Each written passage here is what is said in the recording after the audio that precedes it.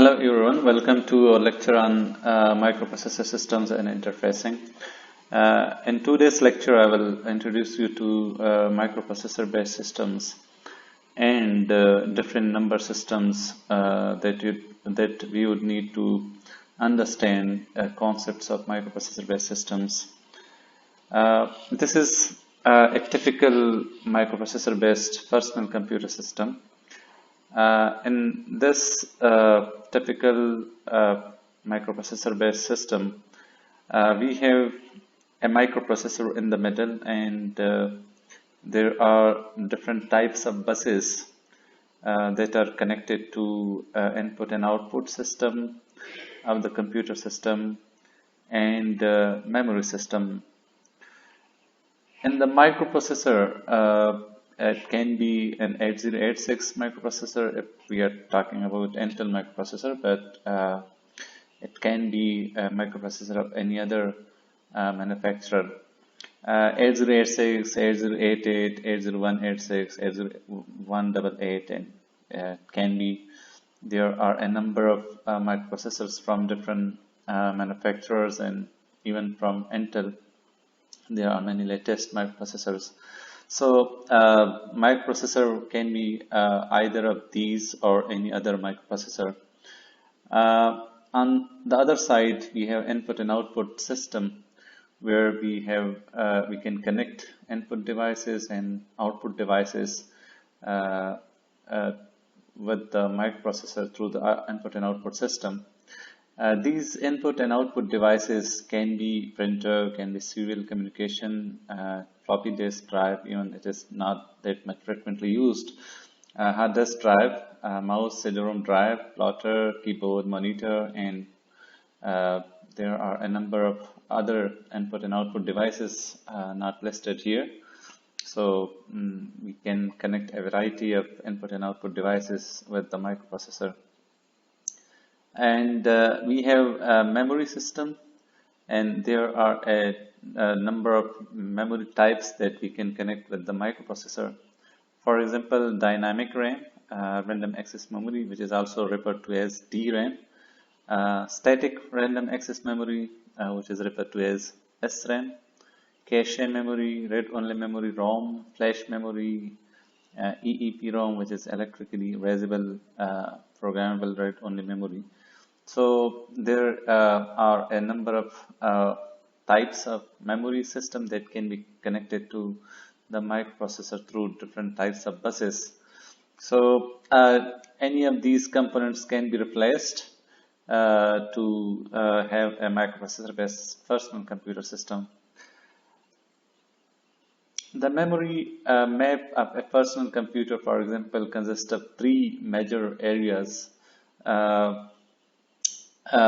The first 1 megabyte of memory in a personal computer is normally referred to as real memory or conventional memory, and this 1 megabyte memory is divided into two groups.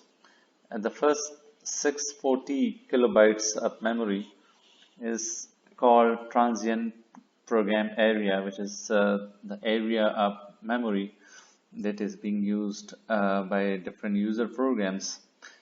And the next memory category of memory in this first 1 megabyte memory is 384 kilobytes. That is system area, which is being used by different system programs. And many microprocessors, there is an extended memory, which is different in size and number of bytes in different computers, different microprocessors. For example, in 80286 or 80386SX, this extended memory can be 15 megabytes, because 1 megabyte is here and 15 megabyte is here. So the total memory that these microprocessor can support is 16 megabyte. In higher versions of the Intel microprocessor, for example 80386, it is total memory is 32 megabytes, so 31 megabyte is the extended memory and 1 megabyte is the real or conventional memory. So the first 1 megabyte memory is the real memory. In 8086 and 8088 microprocessor, the total memory that can be supported is 1 megabyte. So there is no extended memory in 8086 and 8088 microprocessor, but in the advanced microprocessors, there is extended memory as well. In other microprocessor, it can be 63 megabyte of extended memory, and if we are talking about Pentium 4 and Pentium 2, it can be 64 gigabyte of extended memory, and in latest microprocessors, it can be even higher. So this is the memory map of the personal computers, which is divided into three categories, broadly in two categories: real memory and extended memory. Similarly, in microprocessors, there is an I/O space, input and output space. By that we mean that the number of input and output devices that can be connected with a microprocessor in a personal computer. Normally, the I/O space allows computers to access up to 64 kilo different 8-bit input and output devices. So one can connect 64 kilo input and output devices with a computer. These input-output space, this input and output space is divided into different groups. For example, this is direct memory access controller. So the total addresses ranges from, as each address is 16 bits, so they are represented in hexadecimal. So 000 means 16 zeros actually. And this ranges from 000, all zeros, to FFF, which is the last address in the 16-bit address space. So they were grouped into different categories. There are different addresses or range of addresses for different types of input and output devices. I/O port address is actually the address of the port where the input or output devices can be connected to. So an I/O port address addresses an I/O device. Similarly, input and output device allows a microprocessor to communicate between itself and the outside world. So through an input and output device, one can send data to the microprocessor, and if the microprocessor needs to send data to the external environment, then it can do it by an output device. So an input and output device actually establishes a connection between the external environment and the microprocessor, the inside world of the microprocessor. And input and output port addresses that particular input and output device. And input and output space is the total number of input and output devices that can be connected to the microprocessor. The microprocessor is also termed as normally a central processing unit. It controls the memory and the input and output devices through a series of connections called buses. Now, what are buses? Buses are lines, connection lines that select an input and output device. It can select a memory device or the location in a memory device.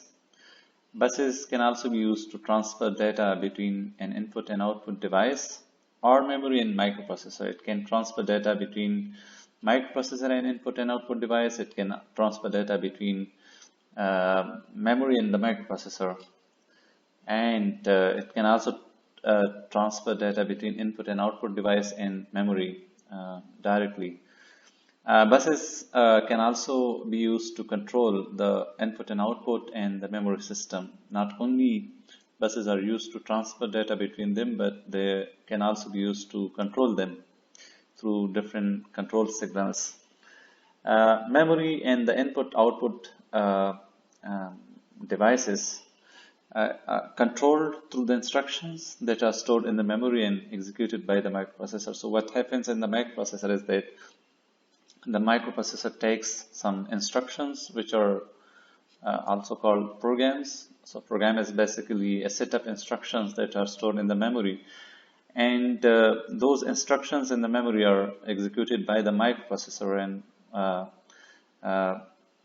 as a result of the execution of the instructions by the microprocessor, some control signals are created, and those control signals are actually the instructions to control the memory and the input and output devices. The microprocessor performs three main tasks for computer systems. So if we group these the tasks performed by the microprocessor, then we have three major tasks that are performed by the microprocessor in a computer system. First, data transfer between itself and memory, or the input and output devices.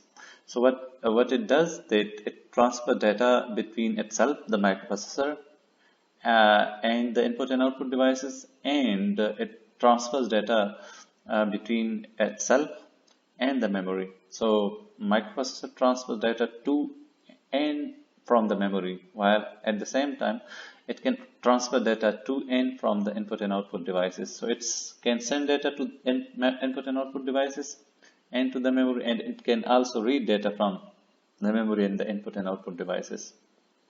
So data transfer is one of the most important tasks performed by a microprocessor in a computer system. Another one is simple arithmetic and logic operations. So a microprocessor performs arithmetic and logic operations, for example, adding two values, or subtracting one value from the other, or comparing two values. So these are arithmetic and logic operations that are performed by a microprocessor. Program flow, via simple decisions, it can control the flow of the programs through simple decisions that the microprocessor can take. Or in simple words, we can say that the microprocessor controls the rest of the components. So it can transfer data, it can do arithmetic and logic operations, and it can control memory and input and output devices, or the flow of data. Stored program concept, originally given by von Neumann. The stored program concept changed the microprocessor and computer system. Initially, in old computers, for example, ENIAC, electronic numerical computer and integrator, it was a hardwired programming device. One has to rewire or change switches to reprogram it for a different purpose. The stored program concept, when given by the von Neumann, gave the idea that why not to store the instructions as set of programs in the memory, and then execute instructions from the memory one by one. So this idea generalized the applications of computer systems. So now the computer can be used for different purposes, and it is easy to modify it or to fit it for a different application just by changing the set of instructions in the memory, and it doesn't require the hardware programming or rewiring of the computer. One only has to change the set of instructions in the memory. Now let me briefly introduce simple arithmetic and logic operations. So what are the arithmetic and logic operations operated on? So data are operated upon from memory system or internal registers. For the arithmetic and logic operations, we need data, and the data is taken from the memory system or the internal registers. There is a set of registers inside the microprocessor, each microprocessor. So the data is either in the memory system or it is there in the internal register. If the required data is not in the internal registers, then obviously it is requested from the memory system, which is brought inside the microprocessor, stored in the internal registers, and then the microprocessor operates on that data. Data width is normally measured in terms of byte, word, or double word. Byte is 8-bit, word is 16-bit, double word is 32-bit. So double word is equal to 2 words, and each word is of 16-bit. So normally when we refer to data width, then we mean by it the number of bytes or the number of words or double words of the data. Microprocessor contains numeric coprocessor, but this is available only from 808486 onwards for floating point arithmetic operations. So there can be a specific numeric coprocessor to perform floating point arithmetic operations. On the right side in the table, there is a set of operations that is normally performed by the microprocessor. There is a specific unit called arithmetic and logic unit to perform these operations in the microprocessor. So the first are just simple arithmetic operations: addition, subtraction, multiplication, and division. So these are the simple arithmetic operations that microprocessor can perform on the data. And then there are logical operations: AND, which is logical multiplication, OR, which is logical addition, NOT, which is logical inversion, negation, which is arithmetic inversion, shift and rotate. So these are simple logical operations that a microprocessor can perform on data. So we have these simple arithmetic and logic operations.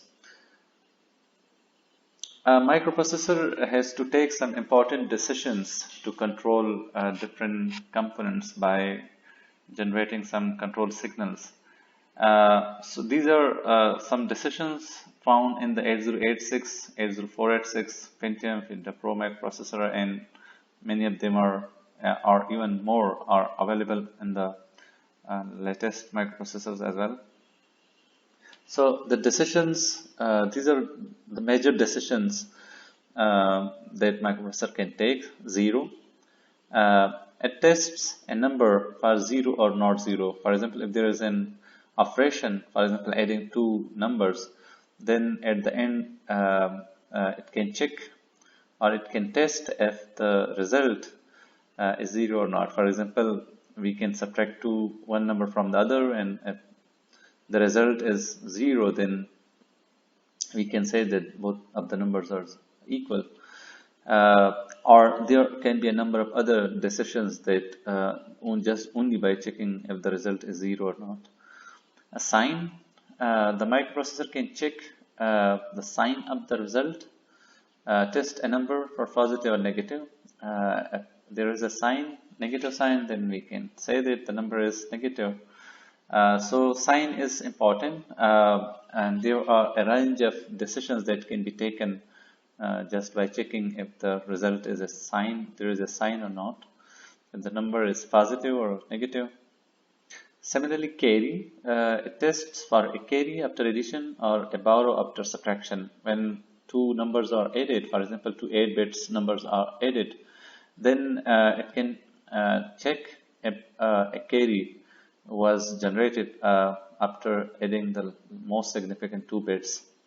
For example, if the most significant 2 bits of the most significant bits of the two numbers are 1, 1, then obviously there would be a carry.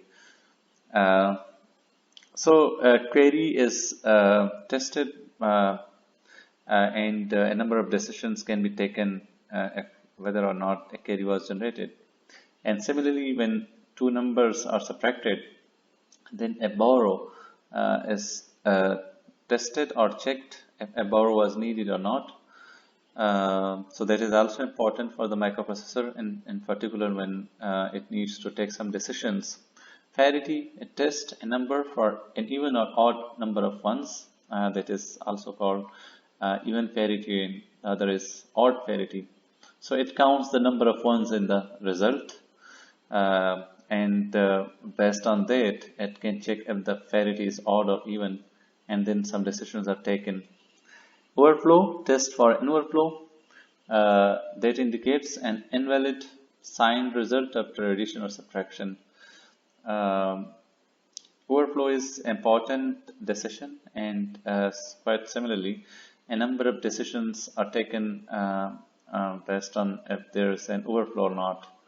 So these are the major decisions that the microprocessor can take after performing arithmetic and or logic calculations or operations.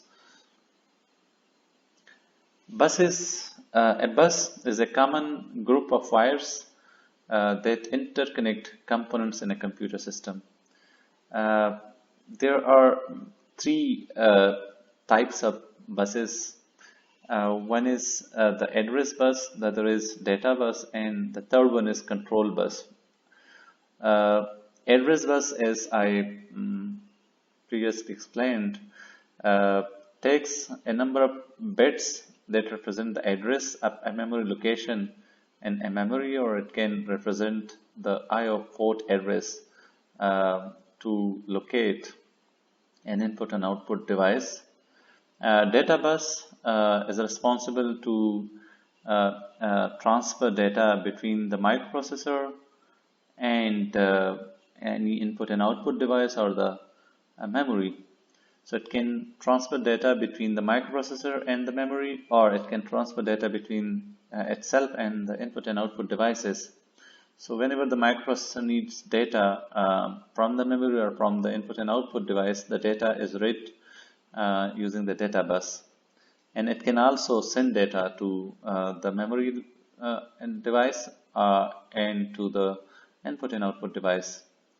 Similarly, we have some control signals, for example, memory write command, memory read command, input and output write command, input and output read command. So the microprocessor can issue or send these control signals to control the operations of these memory and the input and output devices. So we can connect a number of input and output devices, and we can connect memory to the microprocessor, and then we can control, the microprocessor can control them using these control signals. And a microprocessor can identify or locate a memory location in the memory, or it can locate an input-output device using the address bus. And the data, whether it is sent to the memory device or to the input and output device, or whether it is read from the memory device or the input and output device, the data bus is used for that purpose. So these are the major buses inside a microprocessor based system. More about buses. Address bus requests a memory location from memory or an I/O location from the I/O device. It can be a 16-bit I/O address. For example, it is port address or port number. The 16-bit I/O address ranges from all zeros to all F. So these are hexadecimal digits. So each digit in hexadecimal corresponds to a 4 binary digits. For example, the 0 is 4 zeros, this is 4 0, this is 4 0, this is 4 0. So this makes it 16 zeros, and the final address is FFF, which is hexadecimal, but in binary it would be 1 1 1 1 16 ones in total. Data bus, as I mentioned, transfer between information between microprocessor and its memory and I/O address space. Advantages of buses: wider data bus, speed in application that use wide data. Just like conventional passenger buses, if there are more seats in the bus, then it can carry more passengers. Just like the passenger buses, a computer bus, if the number of lines are more in the bus, then it can carry more number of bits at a single time. So more number of lines in a bus means wider data bus. When a bus is wider, then it can speed in application that use wide data. For example, if a 16-bit bus or 16 lines bus is more efficient or better in terms of speed as compared to a bus which has 8 lines. Control bus contains lines that select the memory and input and output device. it can select whatever the device is intended to operate on. It can cause them to perform a read or write operation whenever a memory location or input and output device is selected. It can then send a control signal to that device or location, to our memory device or to an input and output device, and can send a signal to decide about the operation. For example, for a memory read command, signal is sent to tell the memory device that a memory read is desired. Similarly, memory write command signal is sent to the memory to signal that a memory write operation is intended. In the memory read command, data is read from the memory inside the microprocessor, and in a memory write command, issues a memory write operation, which means that data inside the microprocessor is written to or sent to the memory. Similarly, IO read command, IO write command. So whether data is read from the input and output device, or whether it is written to or sent to the input and output device. So memory read, send memory and address through the address bus, send memory read command through the control bus, and read data through data bus. So if the microprocessor needs to read data from the memory, then it must first send the address through the address bus to identify a location inside the memory, and then it will inform the memory device that through the memory read command that a memory read operation is intended, and then the memory device will put the desired data from the intended or identified locations of the memory over to the data bus, with the microprocessor reads from the data bus. And similarly, the same or a similar sequence of operations, not similar but different, with different signals in different order, a memory write operation is performed. In different microprocessors of the Intel family, the data bus width, the address bus width changes, and it plays a significant role in the performance of that or speed of that microprocessor. And it is also important in terms of the memory that it can support. 8086 microprocessor, for example, is a 16-bit microprocessor, and the data bus in the 8086 microprocessor is 16. So 16-bit can travel at one time, and the address bus is 20-bit. By 20-bit, it can address 2 raised to the power 20 memory locations that become 1 million, and if each location is 8-bit, then it can address 1 megabyte of memory, which is the total memory that an 8086 microprocessor can address, and that is normally called the real or conventional memory. And in 8088, the number of address bus bits is 20. The same memory can be addressed, but the data bus width is 8 bits, so it can carry 8-bit at a single time. So, but 8086 and 8088 both are 16-bit microprocessors, because the internal registers are 16-bit, and because even though the data bus is width are different, but the internal registers are the same. 80186 is again 16-bit. It can address 1 megabyte memory. 8018 again 8 20-bit address bus width. 8 is the data bus width. And in 80286, the data bus width is 16, but the address bus width increases. It is 24 bits. So 2 raised to the power 24 means 16 million. And if each location is 1 byte, then 16 megabyte is the total memory that can be connected, and so on and so forth. So we can see the data bus width, the trend of data bus width is increasing, address bus widths are increasing, and the memory size that it can support is directly related to the address bus width. which is also increasing.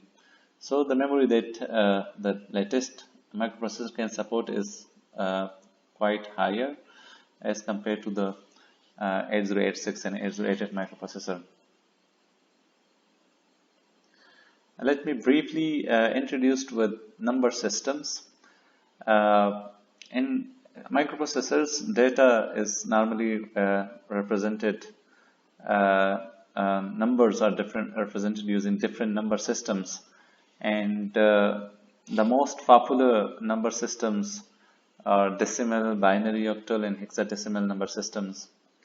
For every number system, there is a set of digits. For example, in the decimal system, we have 0 to 9 digits, 0, 1, 2, 3, 4, 5, 6, 7, 8, and 9. These are 10 digits in the decimal system. And as there are 10 digits in the decimal systems, it is called base 10 system. Because there are 10 digits, so it is also called base 10 or radix 10 system.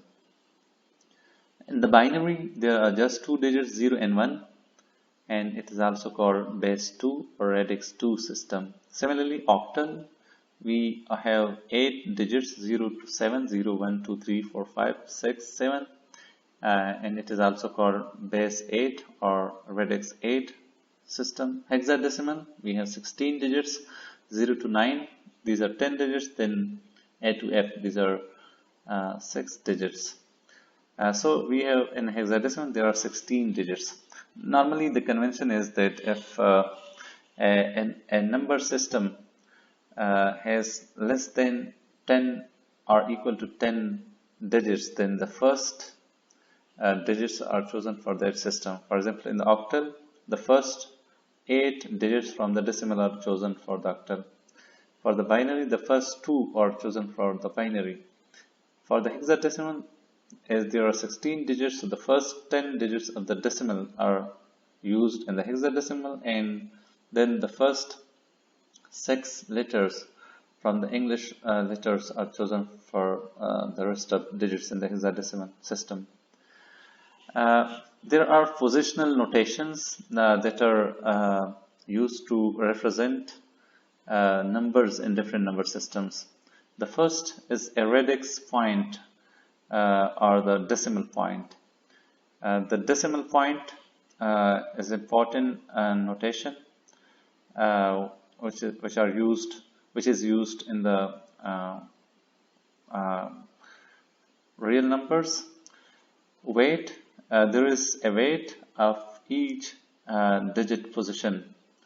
For example, in the decimal system, there is a decimal point at some point, and on the left side of the decimal point, the first position at the left side of the decimal point is called units, which is represented as 10 raised to the power 0. And then the next digit is tens position, which is with a weight of 10 raised to the power 1. And then the next one is hundreds position, which is 10 raised to the power 2, and then 1000, and so on and so forth. On the right side of the decimal point, there is the power or the weight of that position is 10 raised to the power minus 1, then 10 raised to the power minus 2, 10 raised to the power minus 3, and so on and so forth. Here is an example. Let's suppose we have a number 132. This is 132. So it means that there is 133 tens and 1 units. So we can write this 132 as this one. 100, so 1 multiplied by 100, 3 tens, 3 2 tens, and 2 units, because at the units the digit is 2, at tens the digit is 3, at 100 the digit is 1. So 1 hundreds, 3 tens, and 2 units. We can just write the same number as follows.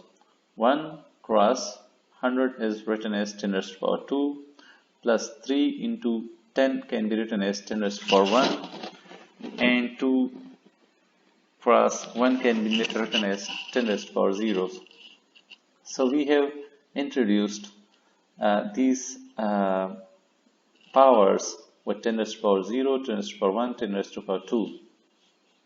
So we can represent any number in any number system using these positional notation, and the example given is just for the decimal. We can see other examples for other number systems. For example, we have a binary number and we can calculate the numeric value of this binary number. Here is the decimal point, and on the right hand side there are 3 digits 1, 0, 1, and on the left hand side we have 3 digits 1, 1, 0. First, we can write the powers of the binary numbers for these 6-digit number. So we have decimal point here.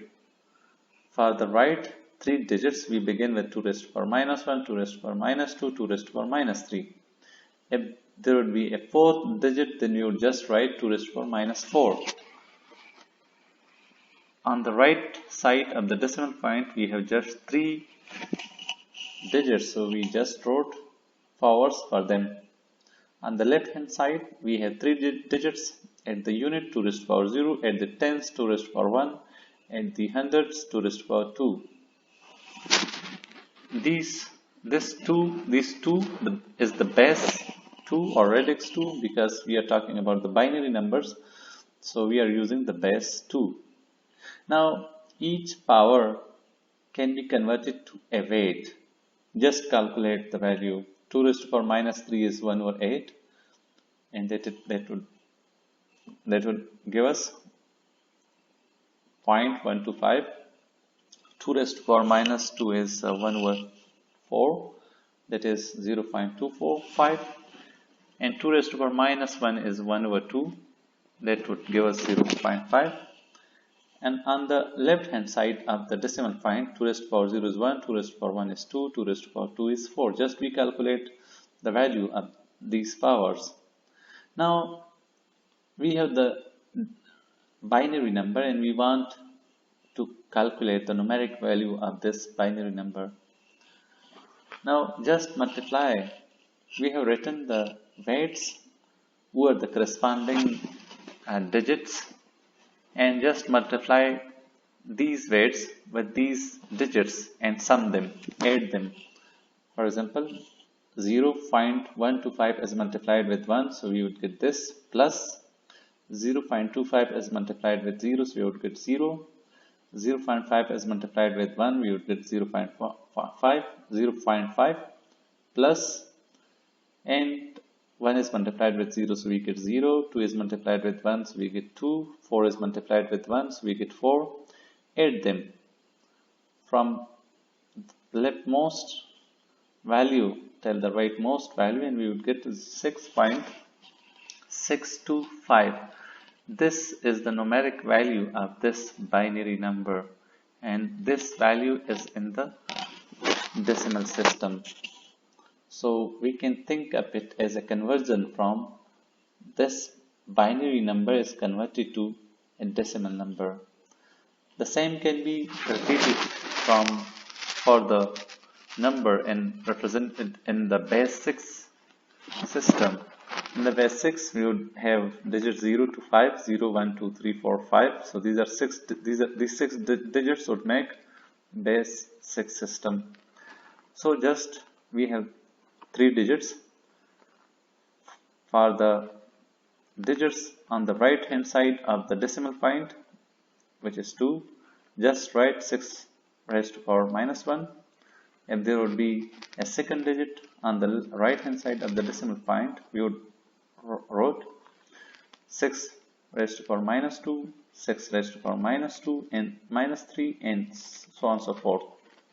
For the digits on the left hand side of the decimal point, which is 2 and 5, just write power 6 raised to the power 0, 6 raised to the power 1. If there would be a third digit, you would write 6 raised to the power 2. Now calculate the weights of these power, 6 raised to power minus 1 is 1 over 6, so it would give us this value. 6 raised to power 0 is 1, 6 raised to power 1 is 6. Now multiply these weights with the corresponding digit of the numbers or digits in the base 6 system number. So multiply this value with 2, you would get this one. Multiply 1 with 5, you would get 5. You would multiply 6 with 2, you would get 12. Just add these values just like we did here, and we would get 17.333. This is the numeric value of this number which is represented in base 6 system, and this is again a value in the decimal system. Thank you.